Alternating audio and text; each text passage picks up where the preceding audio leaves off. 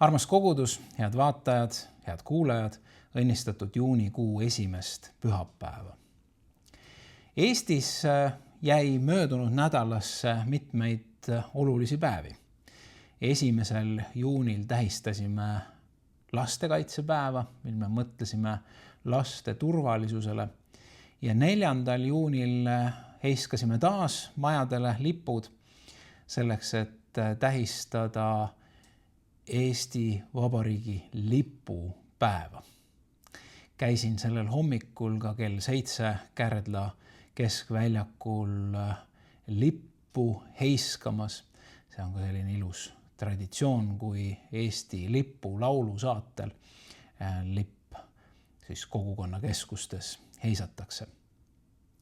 Tänasel pühapäeval tahan aga rääkida sellest, et me ei ole üksi.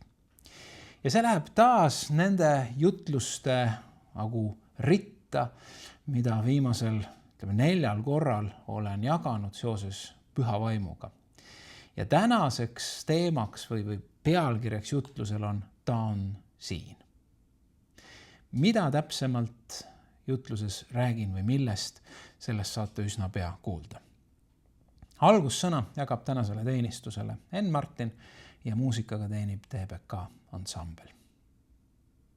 Kuna on kuu esimene pühapäev, siis murrame ka koos leiba, et kui sul on võimalik, võta varu endale ligidusse leib, mida murda ja mahl või vein, mida juua, et siis seda koos õnnistada ja koos Kristuse surma mälestada. Hea meel on, et sa oled täna koos meiega. Alustame Jeesuse Kristuse nimel.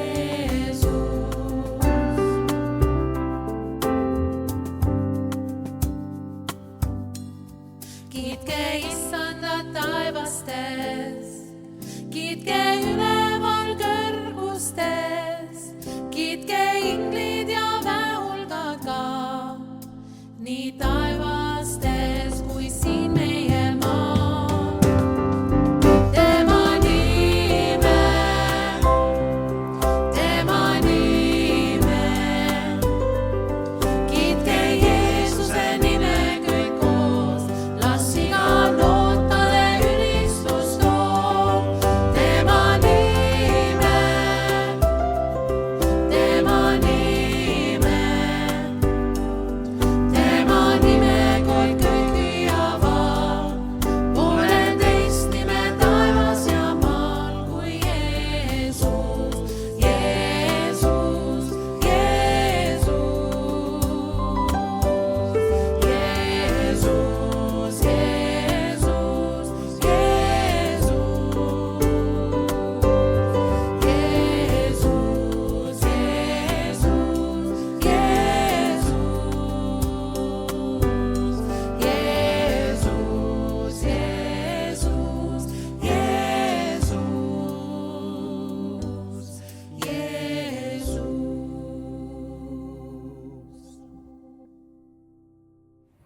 Greetings, TEBK family. It's been an honor and privilege to be part of sharing the Algus over these past few years. Thank you. Today I'll be reading and sharing from John 20, starting at verse 1. Early on Sunday morning, while it was still dark, Mary Magdalene came to the tomb and found that the stone had been rolled away from the entrance. She ran and found Simon Peter and the other disciple, the one whom Jesus loved. She said, "They have taken the Lord's body out of the tomb, and we don't know where they have put him." Jumping ahead to verse 11, Mary was standing outside the tomb crying, and as she wept, she stooped and looked in. She saw two white-robed angels, one sitting at the head, the other at the foot of the place where the body of Jesus had been lying. "Dear woman, why are you crying?" the angels asked her. "Because they have taken away my Lord," she replied, "and I don't know where they have put him." She turned to leave and saw someone standing there. It was Jesus, but she didn't recognize him. "Dear woman, why are you crying?" Jesus asked her, "Who are you looking for?" She thought he was the gardener. "Sir," she said, "if you have taken him away, tell me where you have put him, and I will go get him." "Mary," Jesus said. She turned to him and cried out, "Rabboni," which is Hebrew for teacher. Mary was distraught with grief. The Rabbi Jesus had transformed her life, but now he was gone. The tomb was empty. All hope gone. When she turned to leave, she saw a man standing there. Mary didn't recognize the resurrected Jesus standing there with her. But then Jesus called her name, "Mary." She immediately recognized that voice, her beloved teacher, and called out to him. Verse 18 closes the scene with Mary finding the disciples and telling them with excitement, "I have seen the Lord." Our time here at Toronto Esti Baptisti Kirik, affectionately known as TEBK, is coming to a close. Many of us are mourning, perhaps not to the extent that Mary was in the account we just read, but mourning nonetheless. The church that has been home, the birthplace of faith for so many of us, will be shutting down. The outcome is common for so-called ethnic churches, where immigrants to Canada established a church to grow and worship in their familiar language and culture. Their children learned about God and developed their faith in these churches, but over time also built relationships outside the church in schools, recreation, and work.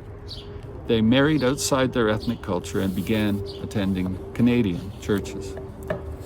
TEBK has served the Estonian community for more than 75 years, more than 2 generations. It has done so well, very well. We see so many who have grown up at TEBK, and their offspring now serving God in churches, missions, and ministries globally, many in leadership positions. For our family, God has led us to Northwest Mississauga over 40 years ago. He led us to a local church there where we served for 40 years, including me serving on a church board for almost 30 years. Our children have moved out further, serving in their communities and ministries and churches.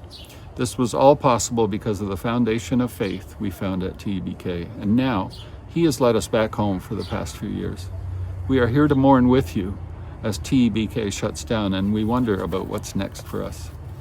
As with Mary, Jesus is standing with each one of us. We may not recognize Him or see Him, but as we listen for His voice, He calls our name. He reminds us that He is with us and has a place for us to continue to serve in His kingdom, His mission. Pastor Craig Groeschel said it this way some years ago, "If you're not dead, you're not done." He reminds us that as long as we have breath, God still has a purpose and work for us. Our story is not over. He can still accomplish much in and through us. Jesus remains our comfort and our strength. Philippians 4:13 still applies. "For I can do everything through Christ who gives me strength," as does Romans 8:28. And we know that God causes everything to work together for the good of those who love God and are called according to His purpose for them, even the closure of TEBK. As Mary didn't understand how Jesus could be risen until she saw Him, we may not understand what God is doing. Let's be encouraged by Isaiah 55:8. "My thoughts are nothing like your thoughts, says the Lord, and my ways are far beyond anything you can imagine." In the words of Charles Spurgeon, when you can't trace His hand, trust His heart. Let's pray. Kalisisant, täname sind TEBK eest ning iga pastori, juhi ja inimese eest, kes on siin teeninud ja jätnud püsiva mõju meie kõigile, kes oleme olnud osa sinu tööst selles paigas. Täname sind, et oled kutsunud igaüht meist enda juurde, andnud meile igavese elu, seda külluses ning lootuse, mis meil sinus on. Täname sind sinu ustavuse eest. Täname sind kõigi eest, kes seda vaatavad täna. Ava nüüd meile südamed vastu võtma sõna, mille oled inspireerinud pastor Timmut ette valmistama. Las see tungib sügavale meie mõistusesse, hinge ja vaimu ning muudab meid enam sinu sarnaseks. Jeesuse nimel. Amen.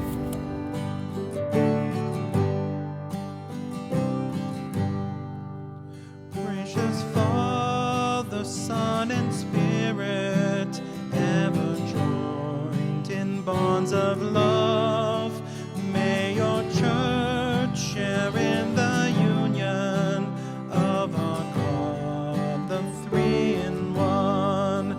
May the love of God our Father poured on us in Christ the Son, in the union of the Spirit, fill our hearts and make us one.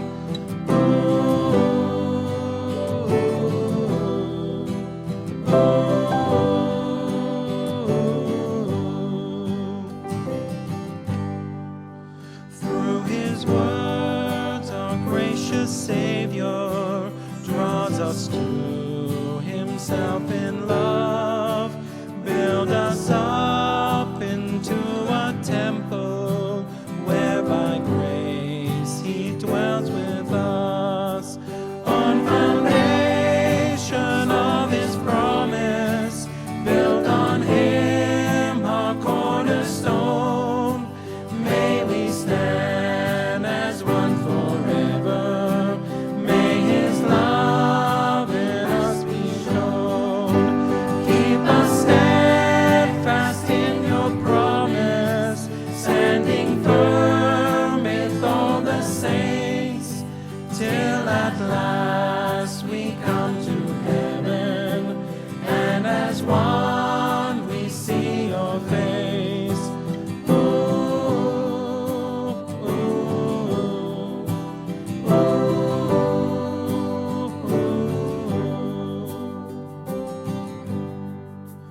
Gracious Father, Son, and Spirit, ever joined in bonds of love, may your church share in the union of our God, the three in one. Olen tänase jutluse pealkirjastanud 3 sõnaga. Ta on siin. Ja need 3 sõna annavad võimaluse vähemalt 3 küsimuseks. Kes on ta? Mida tähendab, et ta on? Ja kus asub siin? Ta on siin. Võib-olla ma ütlen, et mitmete jaoks tunduvad need küsimused väga lapsikud, et me kõik ju saame aru, mida tähendavad sõnad ta on siin. Aga need on sõnad ja see on fraas, mille üle saaks väga sügavalt, filosoofiliselt ja teoloogiliselt arutleda. Kas või sõna on juba nii lai ja sügav sõna, mida tähendab olema. Ja see juhib meid ju Jumala nime juurde, kui ta ennast Moosesele tutvustas, mina olen. Mida see kõik tähendab? Milline rikkus on selles väljendis?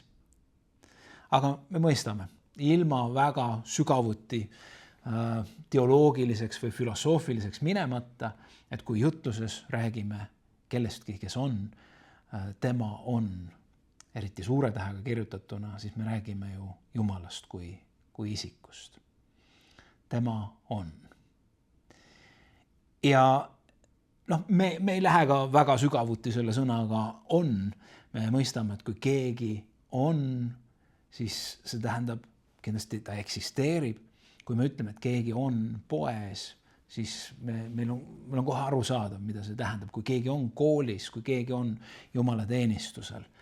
Loomulikult tekib inimeste puhul veel see teine dimensioon, et eriti õpilastega näiteks koolis võib-olla, et ta on klassis, aga meile tundub, et oma sellise sisemise inimesega võib ta hoopis kuskil mujal olla. Ehk ta ei ole kohal ja siis me vahel küsime, et kus oled oma mõtetega.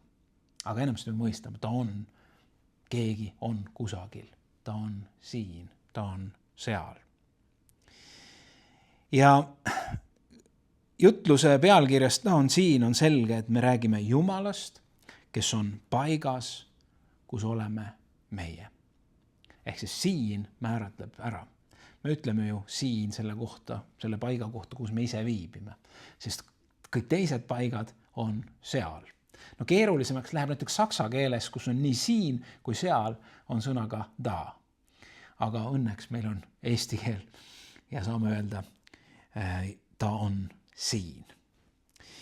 Seega kannab tänase jutluse pealkiri ja kogu jutlussõnumit Jumal on seal, kus oled sina. Mitte ainult füüsiliselt, kui me üldse saaksime Jumala füüsilisest kohalolust rääkida, aga ta on sinu võitlustes, ta on sinu rõõmudes, ta on sinu lüüasaamistes. Ka siis on ta siin ehk sinu juures, kui sa oled langenud, kui sa oled näiteks langenud pattu. Jeesus on siin, selles kohas. Armastatakse öelda, et kui küsitakse, kas ma võin seda teha ja kas ma võin seda teha, siis öeldakse, et mõtle, et kui sa teed seda, kui sa lähed sinna, kas Jeesus tuleks sinuga kaasa. See on väga ilus mõte, et see mõeldakse, et kui sa siis lähed kuskile, ma ei tea, kõrtsi või ma ei tea, midagi kuritegevust tegema, et siis sa mõtled, kas Jeesus tuleb sinuga kaasa, et ei, ta loomulikult ei saa tulla, ta on nii püha. See võib ühtepidi õige olla, aga teistpidi jätab see natukene vale pildi, sest sellest lähtuvalt võiks see tähendada seda, et kui me langeme, siis me oleme lahutatud Jeesusest, oleme lahutatud ka Jumala armastusest, et teda ei ole meiega. Aga mina näen küll kuidagi seda, et ühel või teisel moel ka, kui me läheme temast kaugele, mõtleme kas või kadunud lamba loo peale, siis Jeesus on ka seal, selles kuristiku lõhes, kuhu see kadunud lammas kukkus. Ma usun, et isa oli koos pojaga, koos oma noorema pojaga ka kõikides, ma ei tea, lõbustusasutustes või kus ta ennast lõhkus ja hävitas kuni sinna söögikünade juurde välja. Isa oli seal koos pojaga. Ja nii me võime öelda, et sõltumata kohast, kus sa oled, õigemini sina saad enda kohta öelda või enda kontekstis öelda, et Jeesus on siin. Mina saan öelda enda kontekstis, Jeesus on siin. Ma vajan Jeesust selles, mida mina praegu teen. Ja seega ma iga kord teie ette tulles, ma võtan usus vastu selle, et Jeesus on püha vaimu kaudu siin, kui mina seda sõna jagan. Seepärast, et ainult tema on see, kes suudab selle sõna muuta selliseks, et see muudab, et see lohutab, et see loob tegelikult midagi uut. Ma usun, et sa tead piiblist Saadraki, Meesaki ja Abednego lugu, kuidas nad Jumala tahet tehes sattusid olukorda, mida me ei julgeks ettegi kujutada, ehk siis nad said karistuse, mille tulemusena nad visati tulisesse ahju, ehk siis nad põletati või plaaniti põletada elusalt. Aga siis juhtus midagi erakordset. Ja need, kes need 3 juudi poissi või meest sinna ahju viskasid, korraga näevad, et nad viskasid 3 meest, aga seal on 4. Seal on 4. keegi, kes on inimese poja näoga. Ja seda on üleüldiselt tõlgendatud just sellena, et Jeesus oli koos Saadraki, Meesaki ja Abednegoga seal. Ja kui Jeesus on ükskõik millises olukorras meiega koos, siis ei lähe asjad nii, nagu see maailm arvab või ei lähe asjad nii, nagu võib-olla tavapäraselt asjad lähevad, siis sünnivad imed. Seal, kus Jeesus on meiega. Ja kui me natuke edasi läheme ja me jõuame tänase jutluse tuuma juurde rohkem, siis me mõistame, et tegelikult Jeesus on kogu aeg meiega. Ja see tähendab, et meie elu võib olla üks imede elu. Muidugi see on omaette taas arutelu ja tõlgendamise koht, mida nimetada imeks. Aga las see jääda siia. Kui sa oled Toronto Eesti Baptisti koguduse eelmisi jutlusi kuulanud, siis sa märkad ühte mustrit, mida ma ei ole tegelikult planeerinud, aga see on sisuliselt 4. või isegi 5. jutlus, mis räägib Jumala lähedal olemisest, sest et me oleme koos püha vaimu kaudu, me oleme koos Jeesuse, koos Jumalaga. Ja täna just seda pidi, et Jumal on sinu lähedal, Jumal on minu lähedal. Ja see on väga tugevalt kinnitatud fakt Piiblis. See ei ole üks kirjakoht kuskilt kontekstist välja rebitud, vaid neid kirjakohti on palju, mis kinnitavad seda Jumala tahet olla meis ja meiega, Jumala tõotust, et ta on meiega ja ka seda praktilist väljundit, et kuidas ta siis seda on teinud. Ma alustan Jaakobist ja taas ühest erilisest kogemusest või õigemini ilmutusest, mille ta sai ühel, võiks öelda väga tavalisel öösel. See on 1. Moosese 27. peatükk ja vaata, issand seisis tema ehk siis Jaakobi ees ning ütles, mina olen issand, su isa Abrahami Jumal ja Iisaki Jumal. Maa, mille peal sa magad, ma annan sinule ja su soole ja sinu sugu saab maapõrmu sarnaseks ja sa levid õhtu ja hommiku põhja ja lõuna poole ja sinu ja su soo nimel õnnistavad endid kõik maailma suguvõsad. Ja vaata, mina olen sinuga ja hoian sind kõikjal, kuhu sa lähed ning toon sind taas sellele pinnale, sest ma ei jäta sind maha, kuni olen teinud, mis ma sulle olen öelnud. Siis Jaakob ärkas unest ja ütles, issand on tõesti selles paigas, aga mina ei teadnud seda. See on Jumala sõna. Lugu, ma usun, mis on meile kõigile tuttav Jaakobist ja taevaredelist, kui Jaakob magab ühte rahulikku und ja korraga ta saab ühe ilmutus, Jumal kõnetab teda.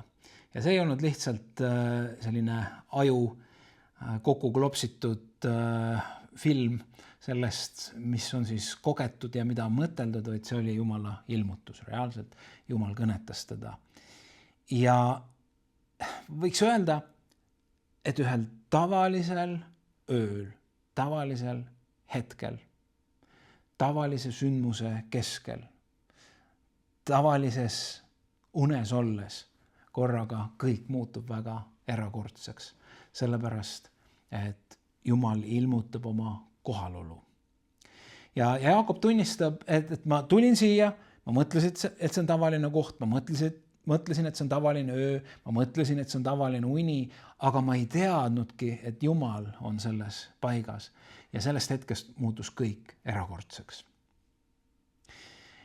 Möödunud pühapäeval esitleti Haapsalu Baptisti koguduse ajaloost rääkivat dokumentaalfilmi ja mul oli ka seal väike osa selle filmi kokkupanemisel. Ja seal üks armas vana õde vastas küsimusele, et kas usk on kõigi jaoks umbes niimoodi, et jah, usk on kõigi jaoks, aga kõik ei tea seda lihtsalt. Kõik ei tea seda ja meie osa on seda siis rääkida, et nad teaksid, et see on kõigi jaoks. Siin ka Jaakob, Jumal on selles paigas ja ta ei tea seda mingi hetkeni.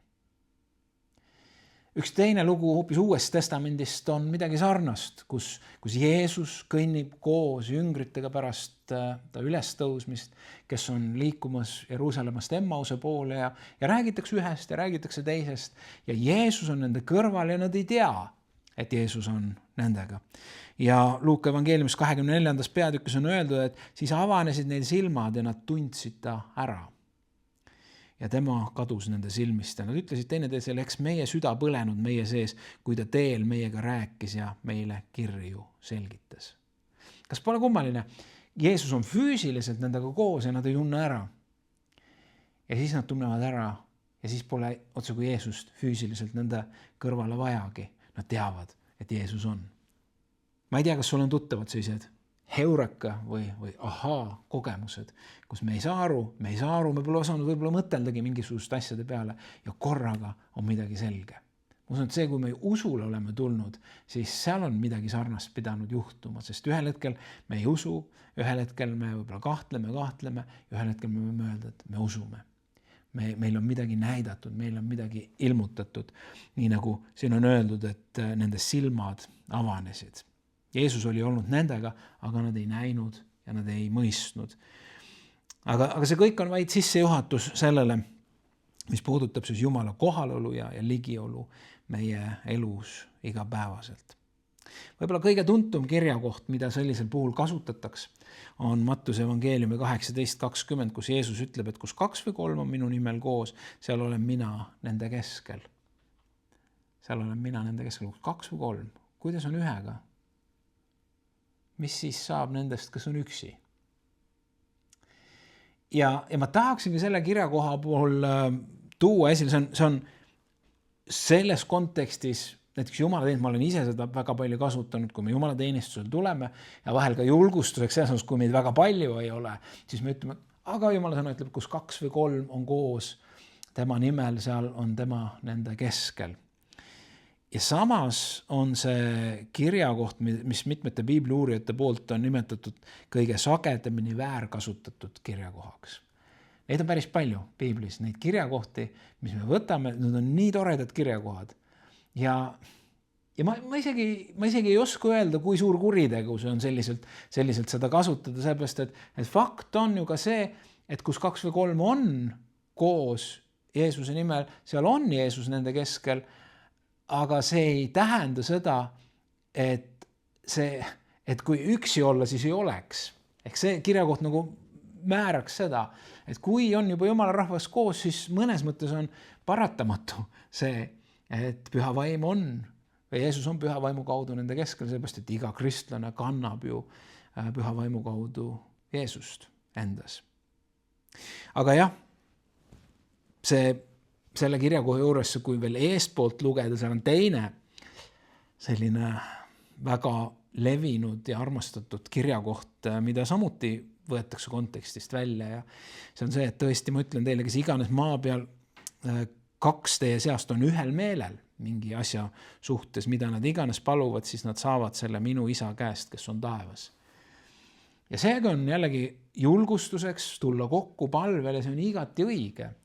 Koos palvel on üks omaette tähendus, aga me ei saa seda võtta tõotusena selliselt, et kus 2 või 3 on koos või kus me tuleme kokku ühel meelel mingi asja suhtes, siis see on meil käes. No see ei saa niimoodi esiteks olla, sellepärast, et me võime tulla ka 2 väga jaburate mõtete peale. Me võime 2 või 3 paluda väga enesekeskseid ja kahjulikke palveid. See on tegelikult selline Jeesuse protokoll või õpetussõnad, kuidas lahendada koguduses kriise või vastuolusid või kui keegi on pattu langenud, et kuidas neid olukordi teha, et lahendada, et üks samm ja teine samm ja 3. samm, et see on see, et hakkab personaalselt pihta ja siis see nagu kooslus järjest suureneb, kelle ette see lugu siis tuleb viia. Ja selle kohta öeldakse, et kui te nüüd olete koguduses need sammud täitnud ja kui te olete kogudusega näete, et no vend meelt ei paranda või õde ja midagi ei ole teha, siis see otsus, mis te teete selle venna suhtes ühel meelel, see on pädev. See on Jumala jaoks nii okei. Jumal arvestab selle, see on legitiimne. Ja siin samas veel üks samm edasi või tagasi tegelikult võttes, seal on üks kirjakoht, mida jällegi väga laias kontekstis kasutatakse, kuigi see on võetud väga kitsast kontekstist, on see, et mida te maa peal seote, see on taevas seotud ja mis maa peal lahti lasete, see on taevas lahti lastud. Sellest on ka pika jutluse pidada. See ei ole see, et meie seome siin ükskõik mida ja taevas on see seotud või meie laseme siin lahti ükskõik mida ja see taevas on see lahti lastud, vaid see on see kontekst. Jällegi see, kuidas lahendada keerulisi olukordi, ka pattu langemise olukordi koguduses. Aga ma ei lähe siia väga sügavuti edasi. Ma tahan täna rääkida sellest, et Jeesus on meie juures. Ta on siin. Jeesus on sinuga. Ja ma loen Mattuse evangeeliumist 28. peatükist, mida Jeesus ütleb selle kohta. See on see nüüd, millest me kinni saame haarata.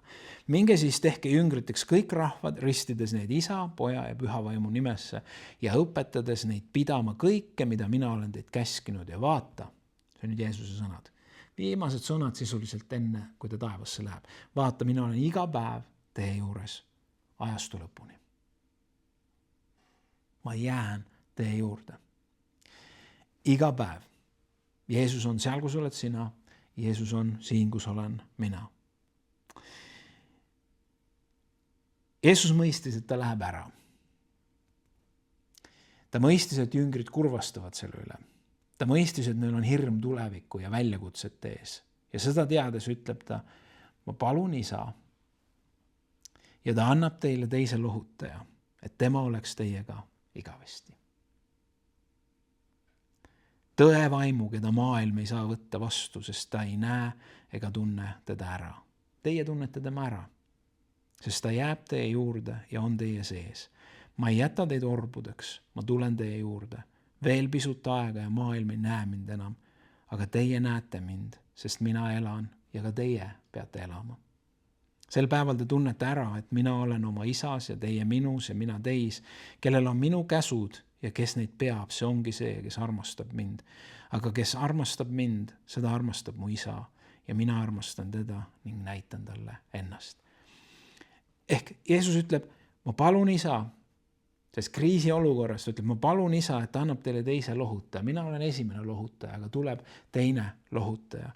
Ja just teises kohas ütleb, et see tuleb teile kasuks, et ta tuleb. Ja siin on juttu, me jõuame jälle Püha Vaimuni. Ehk siis, kui võtta need kaks kirjakohta kokku, siis Jeesus ütleb ühes kirjakohas, et ma olen iga päev teiega.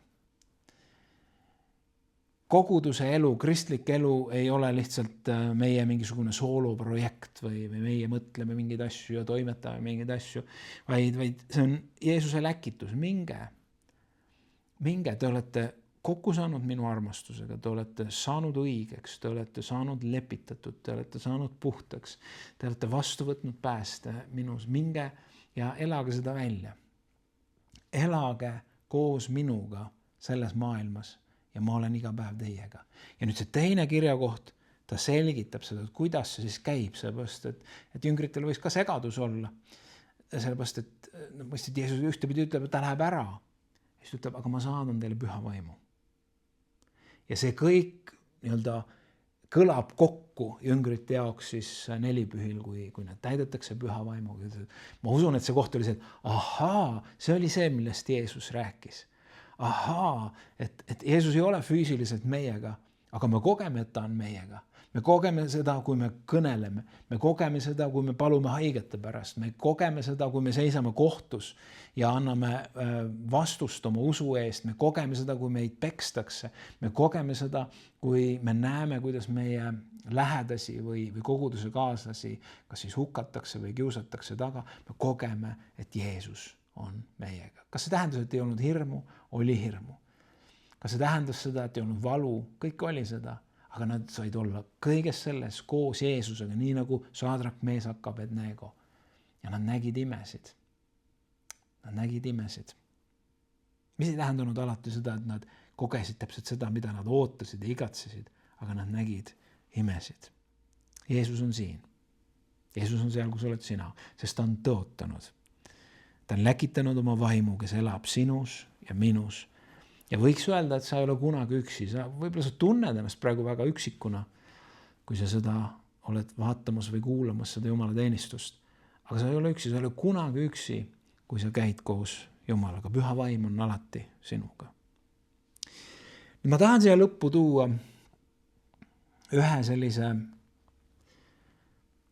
vaate või ühe kihi seoses Jumala ligioluga, sellega, et Jumal on meiega alati. Nimelt me oleme spetsialistid ennast Jumala tõotustest välja kirjutama. Ehk siis Jumala tõotus on, jah, see on õige, aga see ei kuulu mulle. Sellepärast, need on need agad. Jah, Jumal, sa oled hea, aga. Jah, Jumal, sa päästad, aga. Jah, Jeesus, sa oled siin, aga.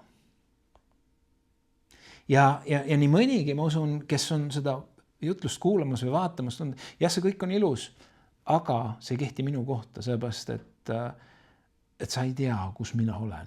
Sa ei tea, kust ma olen läbi minemas või läinud või sa ei tea, mida ma olen teinud. Sa ei tea, kui palju ma olen üritanud. Sa ei tea. Ja see koht, kus ma olen, selle koha kohta ei kehti kõik see, mida Piiblis räägitakse.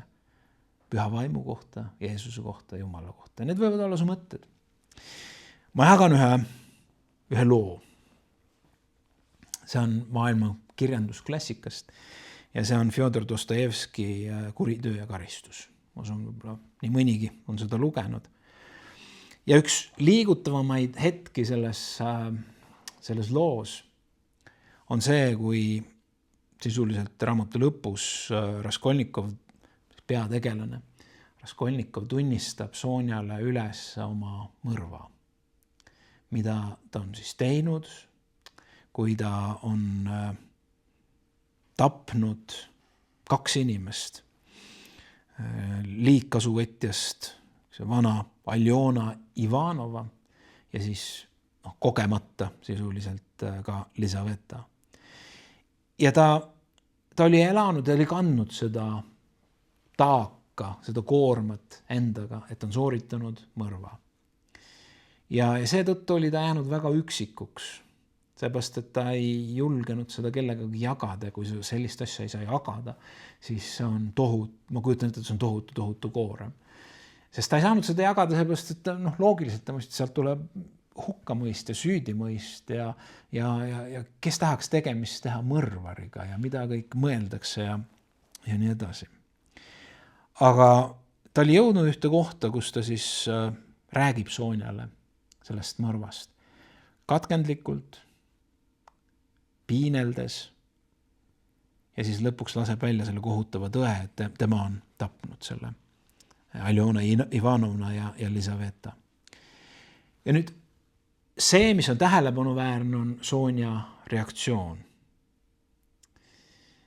Ta ei paanitse, ta ei põgene ja mis kõige olulisem, ta ei tõuka Raskolnikovi endast eemale. Dostojevski kirjeldab, kuidas teda haarab õudus, kuid samal ajal näeb ta enda ees inimest, kes kannatab. Sonja ei näe esmalt mitte mõrvarit, vaid eksinud ja piinatud inimest. Sonja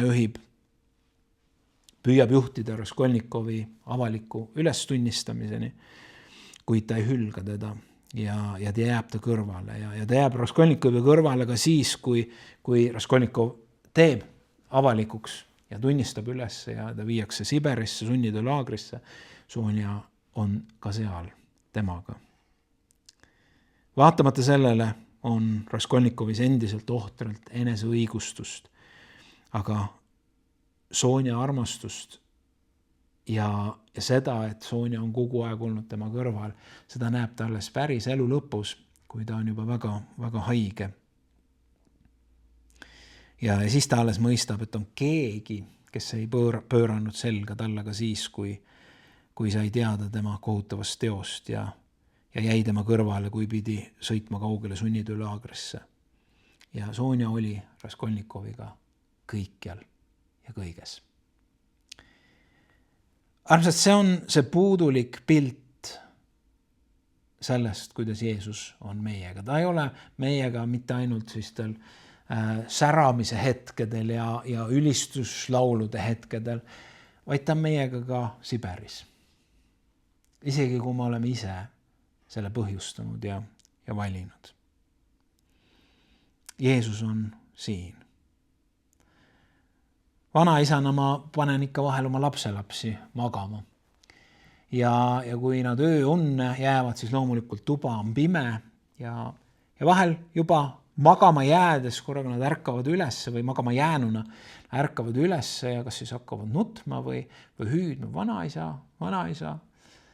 Ja piisab käe nende peale panemisest või see, et nad tajuvad, et vanas ei ole kuhugi läinud ja nad rahunevad ja jäävad uuesti magama. Ja ma ei oska öelda, kus oled sina, aga võib-olla sa oled selles ärevuse kohas, võib-olla sa oled selles hirmu kohas, võib-olla sa oled selles ülestunnistamise kohas nagu Raskolnikov. Võib-olla sa oled selles Siberi vangilaagris juba ja sa mõtled, et kedagi ei ole, kes hoolib, kedagi ei ole, kes oleks sinuga. Jumala sõnum on see, et Jeesus on seal, kus oled sina. Jeesus on seal, et vastu võtta sinu meeleparandus. Jeesus on seal, et toetada sind sinu leinas, hirmus, valus. Aga Jeesus on seal. Jeesus on siin.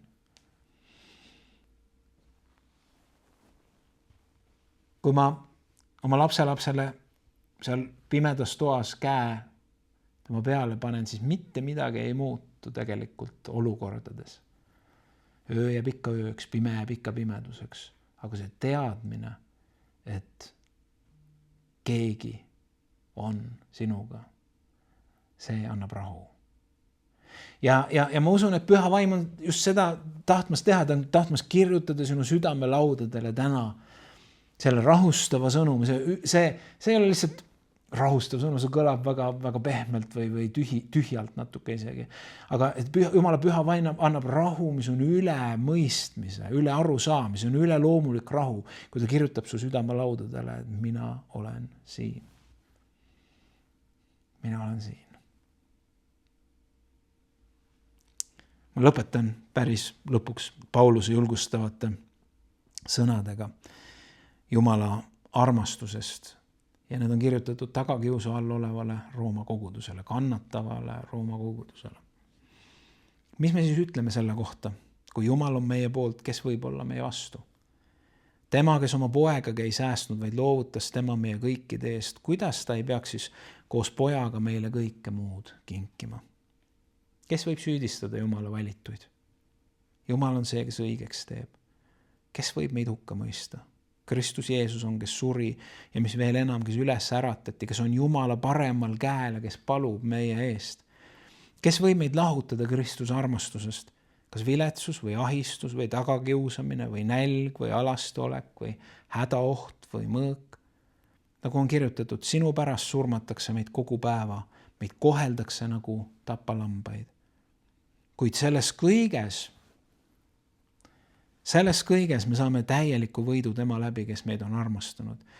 Sest ma olen veendunud, et ei surm, ei elu, ei inglid ega peainglid, ei praegused ega tulevased, ei väed, ei kõrgus, ei sügavus ega mis tahes muu loodu suuda meid lahutada Jumala armastusest, mis on Kristuses Jeesuses meie issandas. Kallis Jumal, me täname, et sa oled siin. Me täname, et sa oled siin selleks, et vastu võtta meie patukahetsus. Selleks, et vastu võtta meie tänu. Selleks, et kohtuda meie hirmudega. Kohtuda meie puudulikkusega. Ja selleks, et anda uut rammu väsinule. Selleks, et anda meie tiibadele uus jõud, et me võiksime lennata nagu kotkad. Selleks, et me mõistaksime ja saaksime ühe ilmutusliku teadmise sellest lootusest, mis meil on sinus ja sellest julgusest, millega me võime elada oma igapäevaelu koos sinuga. Tänu sulle, et sa oled siin. Halleluuja. Amen.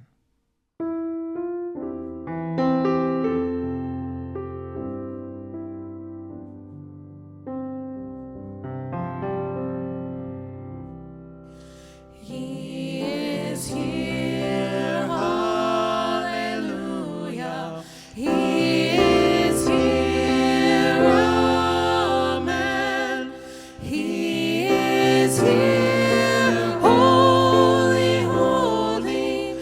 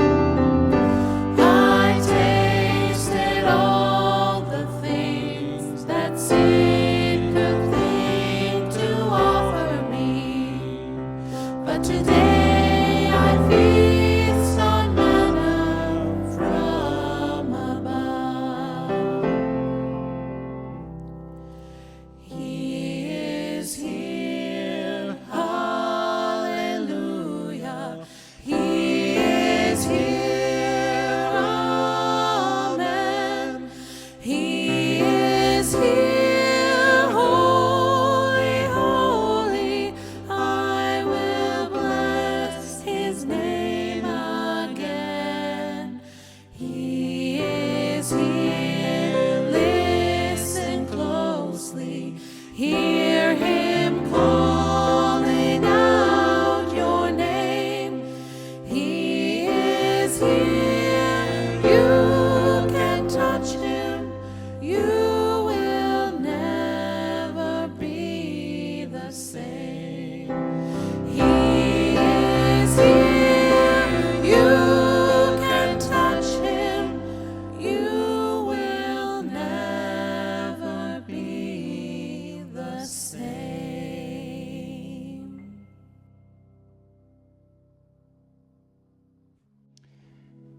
Keegi on palvetanud nii. Mu Jumal, kui imepärane sa oled. Suurima võid sa kinkida pisima kaudu. Rikkaima võid sa ühendada kõige lihtsamaga. Igavese võid sa sulgeda lihtsasse ja maisesse.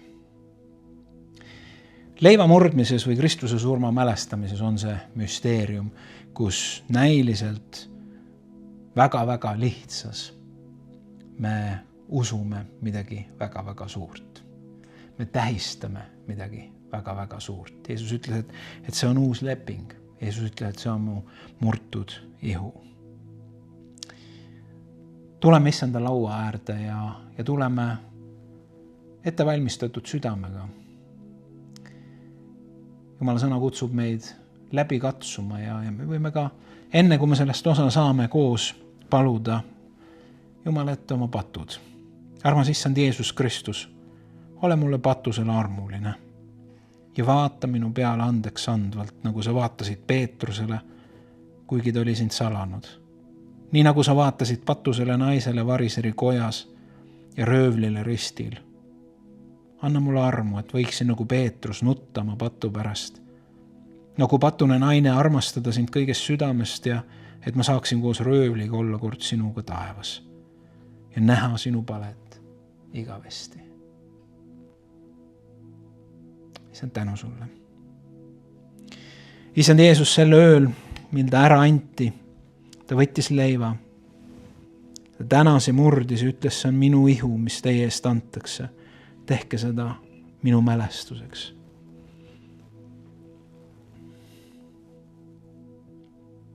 Issand, me võtame vastu seda tänuliku südamega. Ja me tahame meenutada sinu armastust. Me tahame meenutada sinu ohvrit. Ja usus vastu võtta kõike seda, mida sa oled tahtnud kinkida meile läbi oma murtud ihu. Mis on tõnnista seda leiba oma koguduse heaks.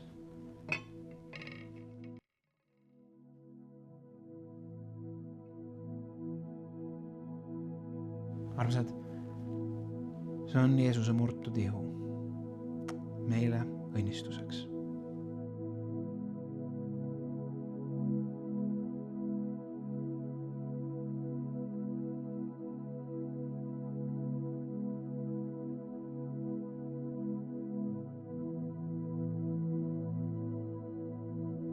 Sel samal kombel võttis ta ka karika. Pärast õhtu söömaaega ütles, see karikas on uus leping minu veres.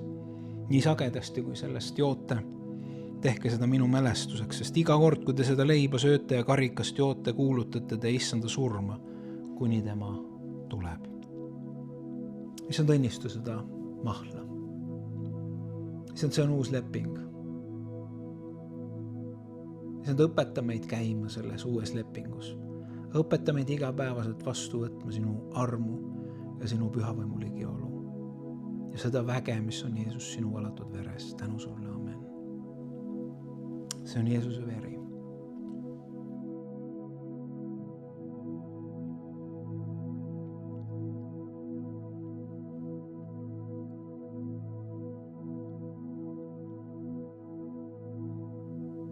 Palume nii, nagu Jeesus on meid õpetanud. Meie isa, kes sa oled taevas, pühitsetud olgu sinu nimi. Sinu riik tulgu ja sinu tahtmine sündigu nii nagu taevas nõnda ka maa peal. Meie igapäevast leiba anna meile täna päev. Ja anna meile andeks meie võlad, nagu meie andeks anname oma võlglastele.